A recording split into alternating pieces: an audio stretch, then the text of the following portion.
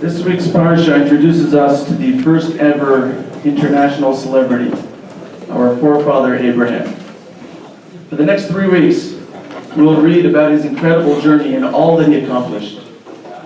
What was it about him that was so special that he could become the founding pillar of the Jewish people? Abraham was born 10 generations after the Great Flood.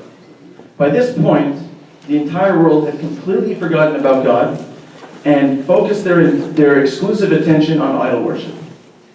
Then came Abraham, and with the power of sheer intellect and logic, came to the conclusion that the world must have been created by one God. After all, everything comes from something.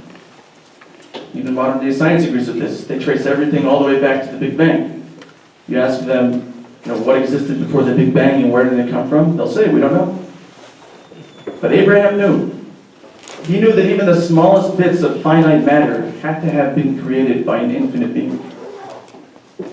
And then he told everyone about this discovery, that we were all created by one God, and that it's our duty to thank him for all the good that he's given us.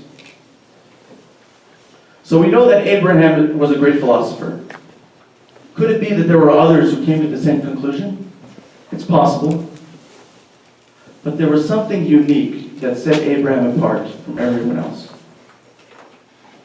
In the 1950s, there was a Jewish psychologist named Solomon Asch, who's famous for the Asch conformity experiments. And what he did was he tested how the group majority affected the opinions and beliefs of the dissenting individual. So he had 2 cards. Card A had 3 straight lines of different lengths, and card B had 1 straight line, which was identical to one of the 3 lines on the other card. And your job was to match the 2 identical lines. Right? Not too hard, probably something we could already do in nursery. And he had a group of 8 people, 7 of whom were really actors, and they had prepared beforehand. And the 8th guy was the unsuspecting, he was the real test subject. He didn't realize it. But you had the 8 people together, and so Ash presents the first 2 cards, and then the next 2 cards. And so the first few times everyone is agreeing on which lines are identical. And every now and then, the entire group of 7 matched the 2 unidentical lines. And then it would switch back to getting the lines correct. And this was the game that the 7 actors played. And the question is, what would the 8th guy do? Would he actually match the right lines together, or would he follow the crowd and somehow, twist his mind in a way that he could convince himself that these lines were actually matching, even though they weren't anything close? So what happened with the 8th guy?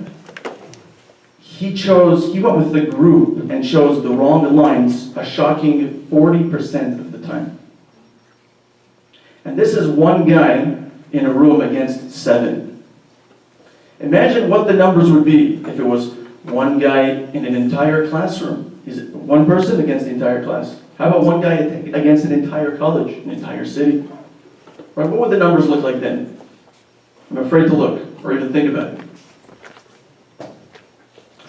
Abraham is called an Ivri, from the word ever, which means the other side. The Midrash explains that the entire world was on one side, and Abraham was on the other side. Abraham spent years searching for the truth, and when he found it, he was able to stand up to the entire world with crystal clarity and start teaching them the truth.